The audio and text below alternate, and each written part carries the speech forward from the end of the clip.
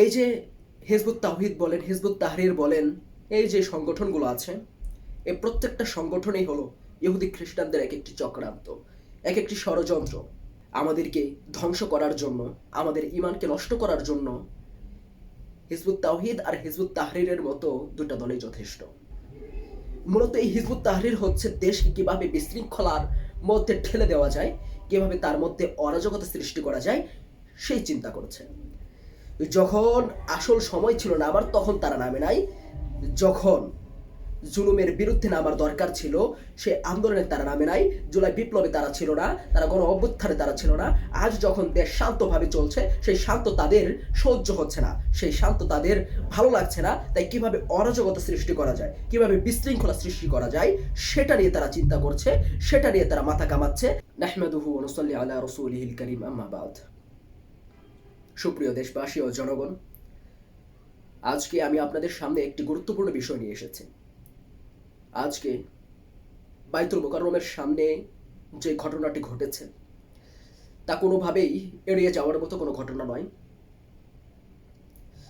এ বিষয় নিয়ে কিছু বলতেই হয়, আপনাদের সামনে সত্যটাকে তুলে ধরতেই হয়। কোনটা হক, কোনটা বাতিল, এটা আপনাদেরকে বোঝানো, আপনাদেরকে জানানো, এটা আমার ইমানি দায়িত্ব। ইহুদি খ্রিস্টানরা চতুর্দিক দিয়ে মুসলমানদের উপর আক্রমণ শুরু করেছে। সে আক্রমণ কখনোই বা হয় অস্ত্রের আক্রমণ, আবার কখনোই বা হয় কূটনৈতিক আক্রমণ, কখনোই বা সেটা হয় ইমানি আক্রমণ। এই যে হিজবুত তাওহীদ বলেন, হিজবুত তাহরীর বলেন, এই যে সংগঠনগুলো আছে, এই প্রত্যেকটা সংগঠনই হলো ইহুদি খ্রিস্টানদের এক একটি চক্রান্ত, এক একটি ষড়যন্ত্র, এক একটি কূটনৈতিক। আমাদেরকে ধ্বংস করার জন্য, আমাদের ঈমানকে নষ্ট করার জন্য হিজবুত তাওহীদ আর হিজবুত তাহরীরের মতো দুটো দলই যথেষ্ট। সরল মনা মুসলমান যারা আছে, তাদের ঈমানকে নিয়ে ছিনিমিনি খেলে তারা, তাদের ঈমান নষ্ট করে তারা, তাদের আবেগ নিয়ে, তাদের জজবা নিয়ে তারা নানা চক্রান্ত করে। এই যে ইহুদি খ্রিস্টানরা কি চক্রান্ত করছে সেটা আমি আপনাদেরকে ছোট্ট একটা উদাহরণের মাধ্যমে বোঝাতে চাই। হিজবুত তাহরীর যে দলটা আছে, এই দলের মধ্যে সরল মনা মুসলমানদেরকে, আমাদের মুসলিম ভাইদেরকে জিহাদি জজবাই, জিহাদি আবেগে উদ্দোলিত করে তাদেরকে সেই দলের মধ্যে ঢুকিয়ে তাদের ঈমান নিয়ে ছিনিমিনি খেলা করা হয়, তাদের ঈমান নষ্ট করা হয়। সেটা কিভাবে? ইহুদি খ্রিস্টানরা এমন একটি ফাঁদ তৈরি করে রেখেছে, যে ফাঁদ থেকে হিজবুত তাহরীরের মধ্যে, এই সংগঠনটার মধ্যে যারা একবার ঢুকে পড়বে, যারা একবার এই দলটার মধ্যে, এই দলটার মাধ্যমে যারা আকৃষ্ট হয়ে পড়বে, তারা বের হতে পারবে না।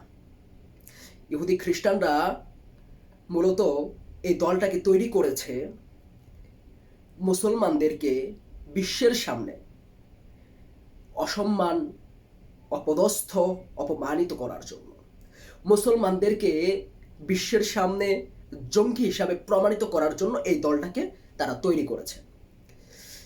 এই দলের মধ্যে তারা সরল মনা মুসলমানদেরকে ঢোকাবে, তাদেরকে মারো কাটো, খেলাফতের জন্য জিহাদি যে জজবা, সেই জজবাকে কাজে লাগিয়ে তারা বিভিন্ন সন্ত্রাসমূলক কাজ, বিভিন্ন সন্ত্রাসমূলক কথাবার্তা তাদেরকে শিখাবে, বিভিন্ন সন্ত্রাসমূলক জঙ্গিমূলক তাদের ভিতরে সে আবেগগুলো ঢুকাবে, যে আবেগগুলোর মধ্যে ইসলামী কোনো বিষয়ই নাই।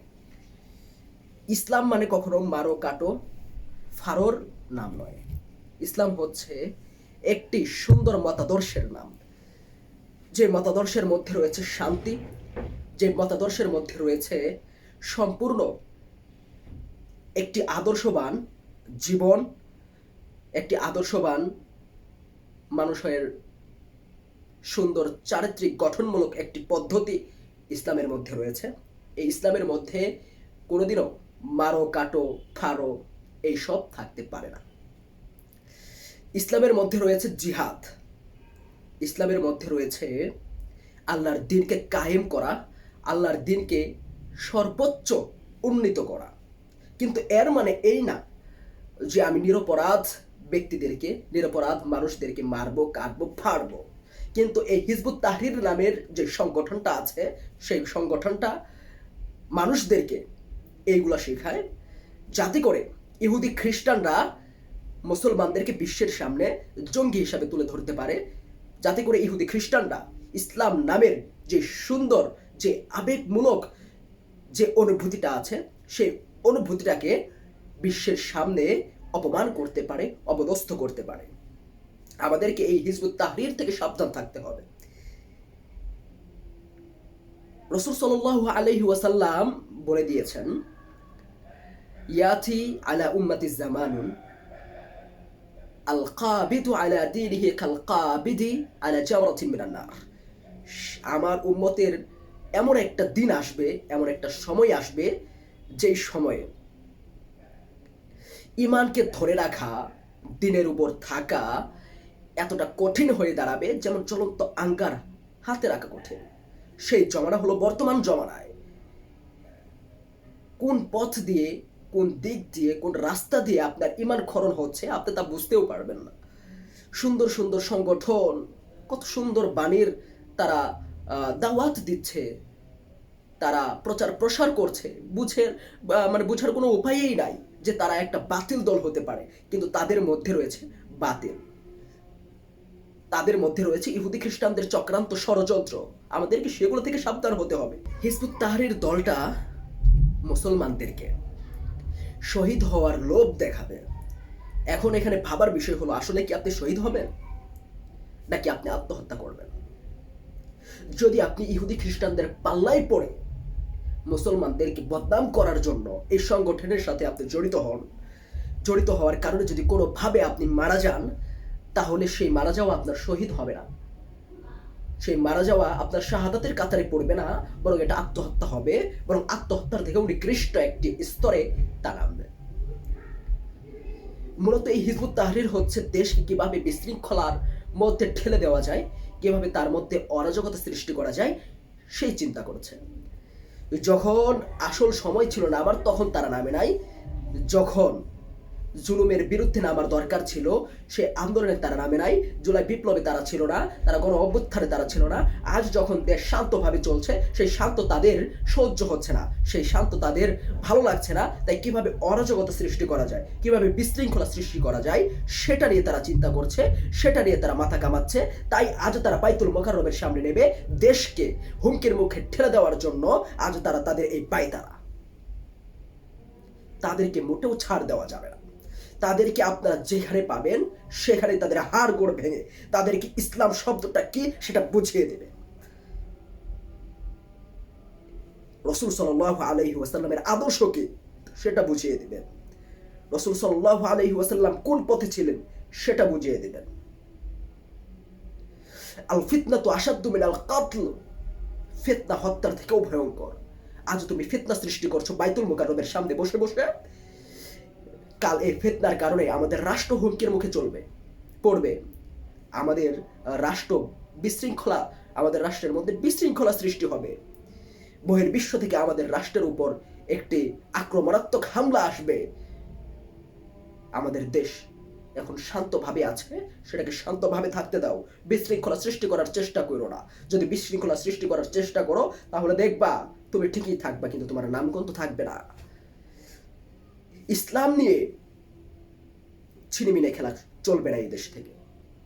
ইসলামকে বহির্বিশ্বের সামনে বদনাম করার চেষ্টা করলে তোমার মুখ থেতলে দেওয়া হবে, তোমার চিহ্ন মিটিয়ে দেওয়া হবে, তোমাকে এ দেশ থেকে বিতাড়িত করা হবে। এই দেশে থেকে ইসলাম নিয়ে কোনো কটূক্তি চলবে না, ইসলামের অপপ্রচার চলবে না, ইসলাম নিয়ে কোনো ধরনের অরাজকতা চলবে না। সঠিক হক্কানি আলেম ওলামাদের সংস্পর্শে থাকতে হবে, যাতে করে আমার ঈমানকে হরণ করছে কিনা সেটা আমি বুঝতে পারি। কাদের সংস্পর্শে থাকতে হবে? আল্লামা মুফতি আব্দুল মালিক হাফিজাহুল্লাহ, আল্লামা নুরুল ইসলাম অলিপুরি হাফিজাহুল্লাহ তাআলা, আল্লামা মামুনুল হক হাফিজাহুল্লাহ তাআলা। এই যে হক্কানি যে উলামায়ে দেওবন্দ রয়েছে তাদের সংস্পর্শে থাকতে হবে। দেওবন্দ, উলামায়ে দেওবন্দ কখনো বাতিলের সাথে জড়িত হবে না, কখনো বাতিল তাদেরকে সংস্পর্শ করতে পারবে না, কখনো তারা বাতিলের ধোকায় পড়বে না। এটাই আমরা জেনে এসেছি, আর এটাই আজ পর্যন্ত সত্য হিসাবে প্রমাণিত হয়ে এসেছে।